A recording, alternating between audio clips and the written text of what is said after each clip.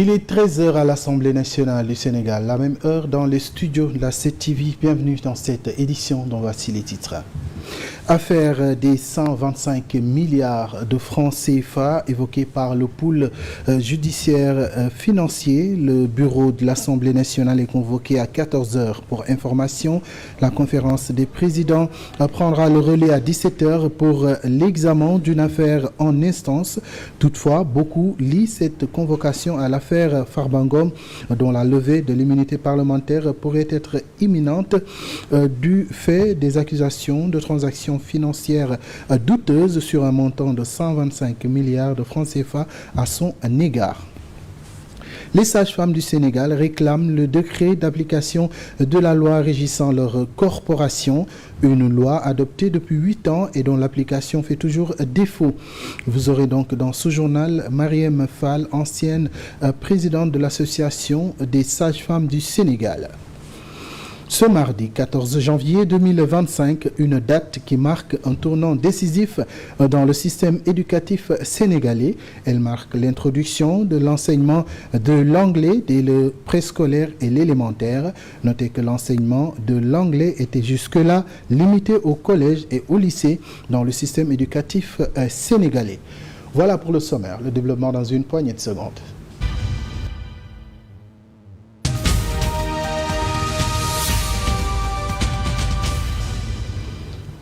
Bonsoir à toutes, bonjour à toutes et à tous, bonjour à toutes et à tous et bienvenue dans ce journal que nous démarrons au niveau de l'Assemblée nationale. Le bureau de l'Assemblée est convoqué à 14 h pour information. La conférence des présidents prendra le relais à 17 h pour examen d'une affaire en instance. Si dans les détails cela n'a pas été statué, certains observateurs lient cette convocation à l'affaire Farbangom, dont la levée de l'immunité parlementaire pourrait être imminente du fait des accusations de transactions financières douteuses sur un montant de 125 milliards de francs CFA à son égard. La procédure étant déclenchée, le ministre de la Justice, Ousmane Diagne, habilité à saisir le président de l'Assemblée nationale en pareille circonstance, a saisi depuis vendredi dernier El Malik Ndiaye d'une correspondance à cet effet. Et puis nous parlons du front social qui est en ébullition, mais Mamoudou Lamine Adjanté tente de rassurer. Selon lui, l'État va donc apporter des solutions nécessaires face à toutes ces crises. Le président du Haut Conseil du dialogue social estime que c'est normal que des syndicats posent des préavis de grève, soit parce que c'est légalement prévu. Et en ce qui concerne donc la crise dans le secteur des médias, il demande à ce que les éditeurs de presse aient un dialogue sincère. Vous savez que traditionnellement, en début d'année, les syndicats déposent des préavis de grève pour se couvrir. Parce qu'il se pourrait que durant l'année, ils puissent être amenés à lancer des mouvements de grève. Maintenant, pour être dans la légalité, ils sont obligés au début de l'année, au début du mois de janvier, de déposer des préavis de grève pour parer à toute éventualité. Il faudrait maintenant que les autorités puissent prendre la balle au rebond, ouvrir des négociations, apporter des réponses, comme le dirait l'autre, réalistes et réalisables, et puis maintenant pour éviter en fait les mouvements de grève. Mais c'est vrai qu'à ce rythme-là, les gens peuvent avoir des inquiétudes, mais pour moi, c'est d'abord normal que les syndicats déposent leur préavis de grève, et deuxièmement que les autorités qui sont là, qui sont très ouvertes, parce que le président de la République leur a demandé de diriger le dialogue social en principe. Je crois que les négociations vont être ouvertes à temps pour apporter les réponses du gouvernement. Oui, je crois que c'est la énième fois que je lance un appel aux éditeurs de presse, aux patrons de presse et même aux journalistes pour qu'on puisse se retrouver autour du Haut Conseil du dialogue social pour discuter de leurs problèmes, afin de permettre au Conseil du dialogue social de faire les diligences auprès des autorités compétentes pour apporter des solutions à la crise qui sévit aujourd'hui dans le monde de la presse. Alors, nous vous l'annoncions dans les titres. L'ancienne présidente de l'association des sages-femmes du Sénégal réclame donc le décret d'application de la loi régissant leur corporation. Selon Mariam Fall, la loi est adoptée depuis maintenant 8 ans, mais l'application fait toujours défaut. Elle estime que cet ordre doit être mis en place pour la reconnaissance de cette profession. Voici ses propos. Au niveau du ministère de la Santé, il y a eu un code de déontologie générale qui ne spécifie pas, en tout cas, l'aspect lié à la profession de sage-femme. J'ai fait 10 ans, mais au moins j'ai abouti à la loi en 2016. Par contre, ce qui restait, c'était le décret d'application. Et nous avons pensé, en tant que corporation, il nous faut cet ordre pour la reconnaissance de notre profession, mais aussi pour la sécurité des patients. Et donc, c'est resté comme ça jusqu'à aujourd'hui, et où je pense qu'on a dit dans les textes que si le décret d'application ne sort pas dans les 6 mois, la loi devient caduque. Et vous voyez que ça fait plus de 8 ans. Donc la loi est déjà caduque. Même s'il faut réactualiser, il y aura moins de problèmes, mais nous pensons que cette loi est caduque. Donc la sensibilisation que nous faisons à travers les médias, c'est tout simplement leur dire que la santé, vraiment, notre principale mission, c'est en tout cas la vie de l'individu, à n'importe quel stade.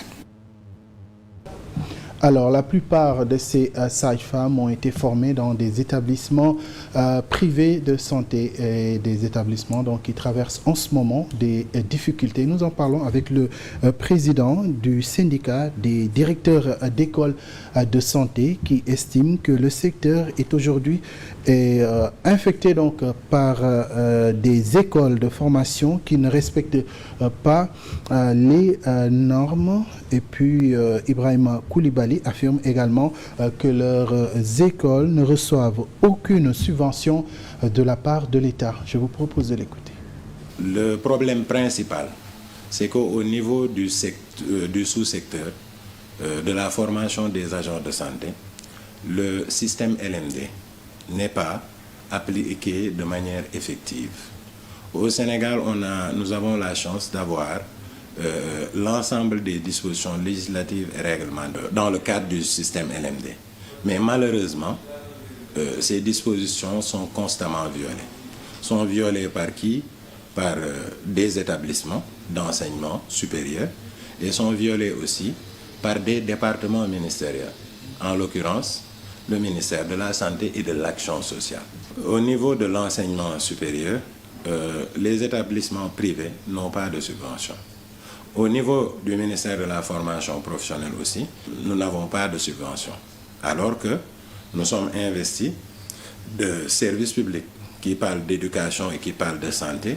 Il y a le service public. D'autant plus que dans le décret portant attribution du ministre de la Santé, il est dit au ministre d'encourager la formation des médecins, des infirmiers et des sages-femmes.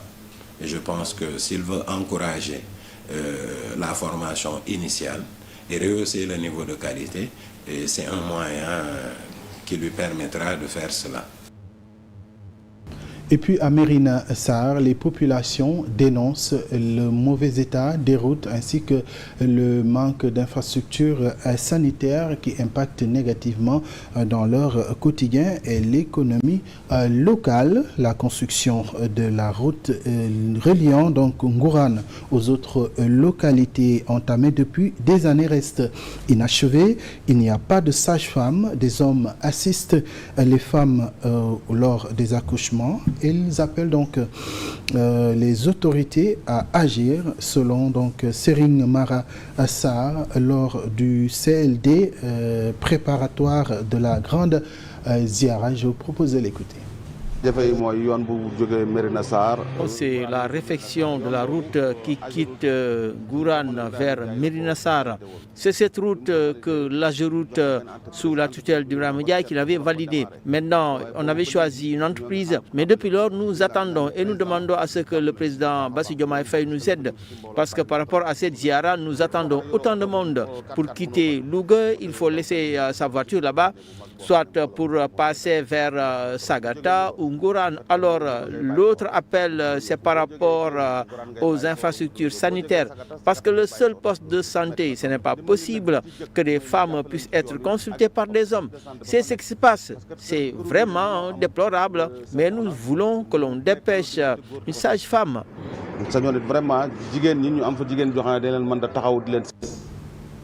Alors, les populations de la commune de Pout et de Keur Moussa, département de Thiès, sont en rogne. Elles dénoncent donc la reprise des activités de l'usine de recyclage à plomb située à Ndiarat, réunie dans le village de Palal. Ces habitants expriment leur inquiétude face à la pollution et à la dégradation de la nature. Binta Traoré nous en dit plus.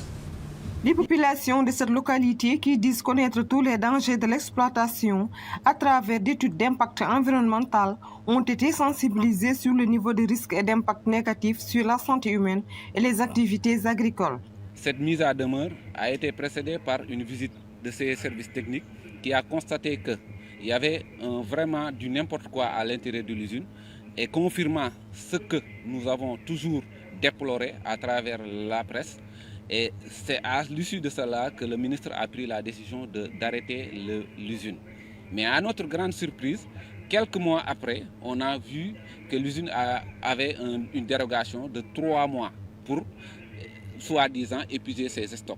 Et depuis lors, on n'a pas vu qu'il cesse ses activités. Depuis lors, il continue de faire ses activités.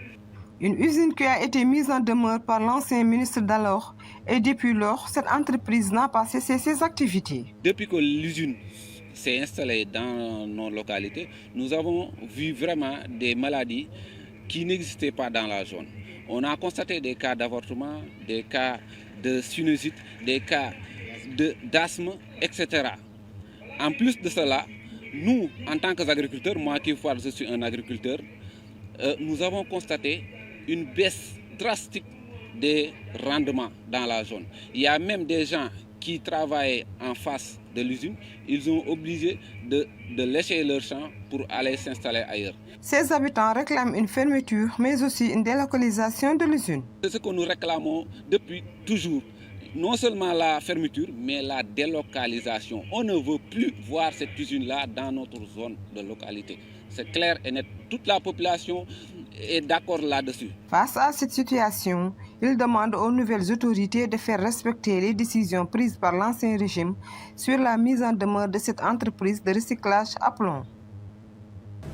Merci à vous, Binta Traoré. Ce mardi 14 janvier 2025, je vous l'annonçais dans les titres, marque le début d'une réforme majeure dans notre système éducatif. L'introduction de l'enseignement de l'anglais dès le préscolaire et l'élémentaire. À noter que l'enseignement de l'anglais était jusque-là limité au collège et au lycée dans le système éducatif sénégalais. Parlons à présent de l'enseignement supérieur. De nombreux étudiants de l'université Cheikh Anta Diop de Dakar peinent à rencontrer leurs professeurs encadreurs. Ils sont étudiants en master ou doctorants, autant pour moi, à vivre cette situation. La plupart des encadreurs deviennent injoignables ou quittent le pays, laissent derrière des étudiants à leur sort. Les détails avec Moussa Mané.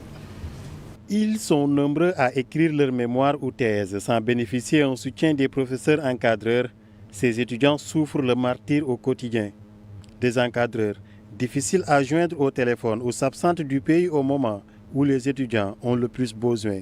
de leur service. Tout à l'heure, j'ai rencontré à la porte de la fac de lettres une étudiante qui me dit que voilà, je dois aller voir mon professeur. À chaque instant, il part dans leur bureau pour taper, il lui dit que j'attendais, je vous reviens. Il leur envoie des mails, les professeurs ne répondent pas. Je ne dis pas c'est tout le monde, mais cet étudiant, à chaque instant, il me le réclame, il me dit que voilà, Malik, nous on ne parvient pas à avoir nos professeurs, nos sujets, on ne parvient pas à comprendre. Quand tu envoies un prof un SMS, donc il ne te répond pas, donc il est toujours injoignable. Donc vous vous perdez complètement en fait. Vous n'arrivez pas à le retrouver, genre. Raison pour laquelle vous êtes obligé de changer même de prof d'encadreur. La plupart des étudiants croisés nous expliquent le problème, mais loin de caméras et des micros, peur de subir les conséquences. De la faculté de médecine jusqu'à la faculté de droit, en passant par la faculté des lettres, ils parlent tous le même langage, c'est la croix et la bannière. Vous voyez des étudiants, même ce sont même leurs frères qui les aident, ce n'est pas seulement à notre niveau de défense géographique, même des autres départements comme anglais, sociologie, autres, souvent ils partent à réclamer, on ne voit pas nos professeurs, ils ne peuvent pas aller voir. Il y a des professeurs qui voyagent, ça existe, c'est vrai. Cependant, d'autres par contre ont la chance d'avoir leur encadreur présent à leur côté. Je ne rencontre pas ces problèmes-là, parce qu'avec mon encadreur, donc, il est toujours disponible pour me recevoir en fait. Donc on discute tout le temps. Et si j'ai besoin de lui aussi, je l'appelle et il me donne un rendez-vous. Parfois, c'est à l'étudiant de faire le nécessaire pour rencontrer son professeur encadreur, pour avancer dans son travail. La situation est aussi due au manque de professeurs.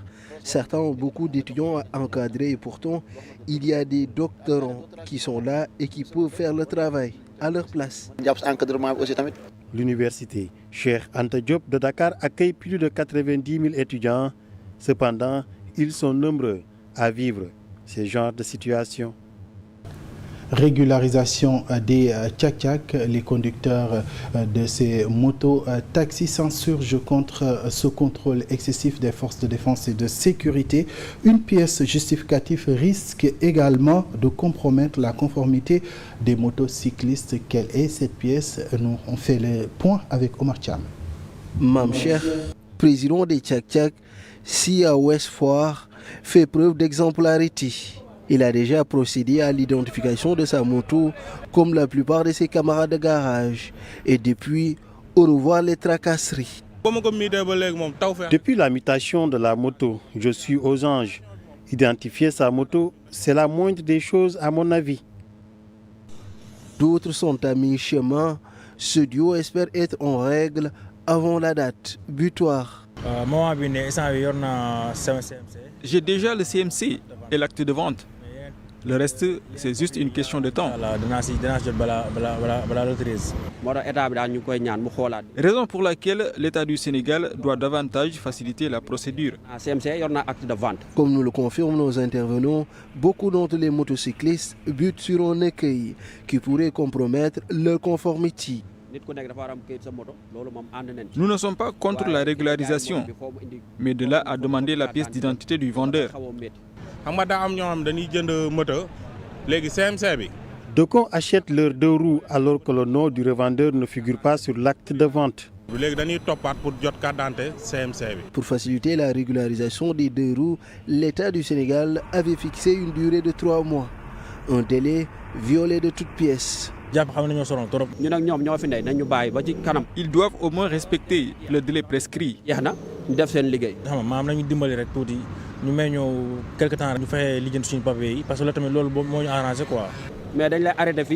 On reverse aux agents quasiment le double de nos revenus quotidiens.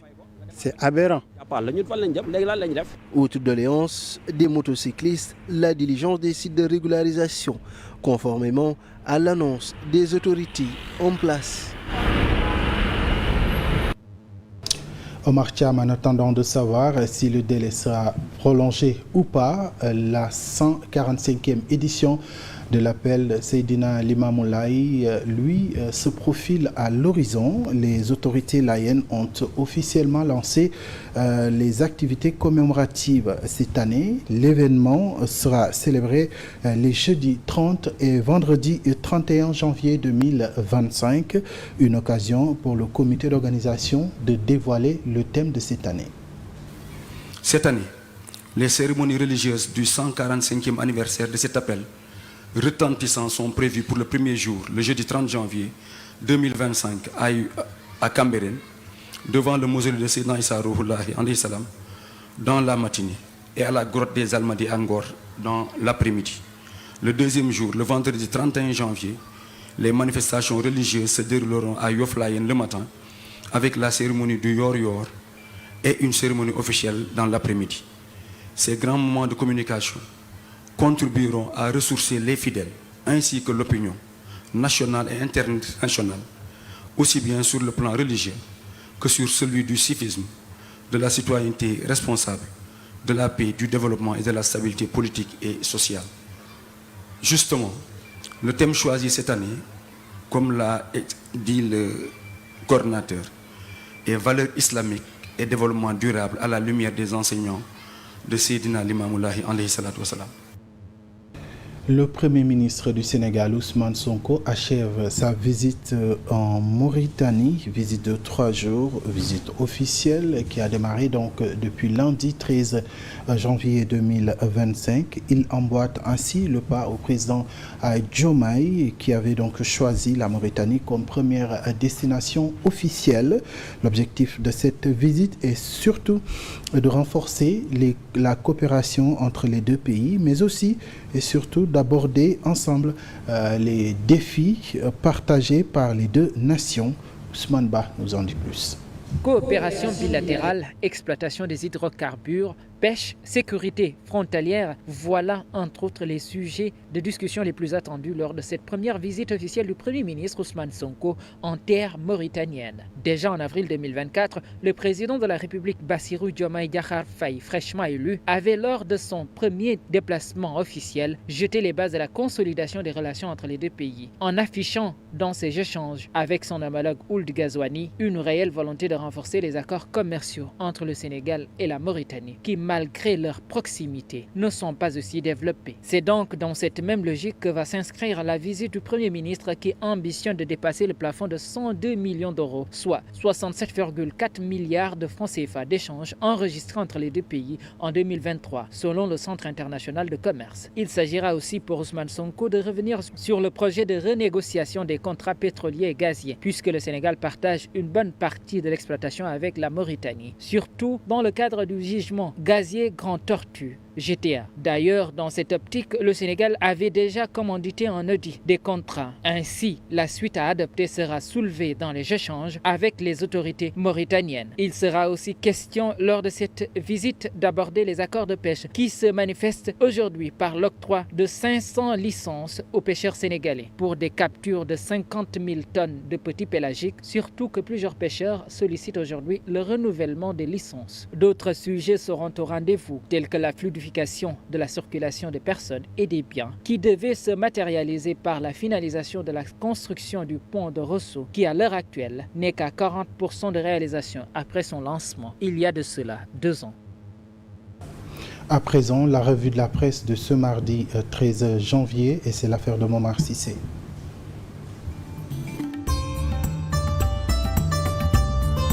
Bonjour. La levée imminente de l'immunité parlementaire du député Mohamed Ngom dit Farba Ngom est l'un des sujets les plus en vue dans les quotidiens parus ce mardi. Selon l'AS, les choses semblent de plus en plus claires. Maintenant, Farba Ngom sera sans nul doute le premier ponte de l'ancien régime à passer à la guillotine dans le cadre de la reddition des comptes initiée par les nouvelles autorités étatiques. Pour preuve, selon le journal, à l'Assemblée nationale, la conférence des présidents est convoquée aujourd'hui dans l'après-midi pour entamer le processus devant aboutir à la levée de l'immunité parlementaire du maire de Agnam, indique le journal qui parle des célébrités suspectes de l'Assemblée. Sud Quotidien affiche à sa une l'Assemblée nationale en action et notant que selon des sources concordantes au sein de l'hémicycle, cette convocation des députés entre dans le cadre de la procédure de reddition des comptes initiée par le pôle judiciaire financier contre des dignitaires de l'ancien régime, dont le député maire de la commune d'Agnam, Mohamed Ngom dit Farba Ngom. Le journal L'Observateur lui indique que Farba est en trouble. Dans le secret d'une procédure, la lettre du ministre de la Justice envoyée depuis le vendredi 10 janvier au président de l'Assemblée nationale, les 2 réunions prévues cet après-midi et la levée de l'immunité parlementaire du député de Agnam. Les Échos, lui, n'y va pas par 4 chemins. L'Assemblée nationale enclenche la procédure, titre le journal. Le bureau de l'Assemblée nationale est convoqué à 16h pour information. La conférence des présidents à 17h pour le calendrier de travail. Selon Vox Populi, ça sent le parfum de la levée de l'immunité parlementaire dans les travées de l'hémicycle. Bras-le-bas suite au communiqué du parquet financier. Libération lui va plus loin et parle de l'affaire Farbangom. Révélation sur le rapport de la CENTIF, titre le journal. Plus de 8 déclarations d'opérations suspectes reçues des banques au cœur de l'enquête de la CENTIF.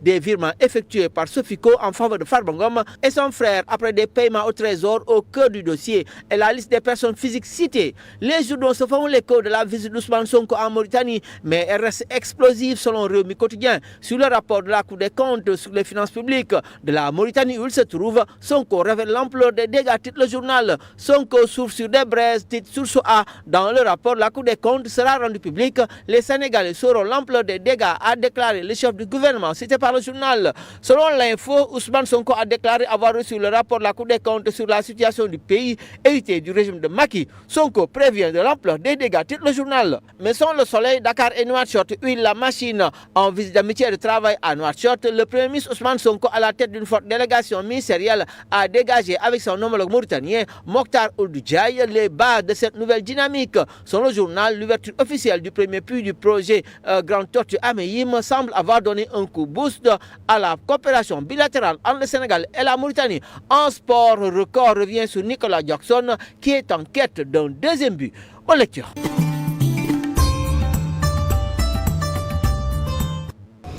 Merci à Momara Sissé, merci à vous, chers téléspectateurs, pour votre fidélité. C'est la fin de ce journal.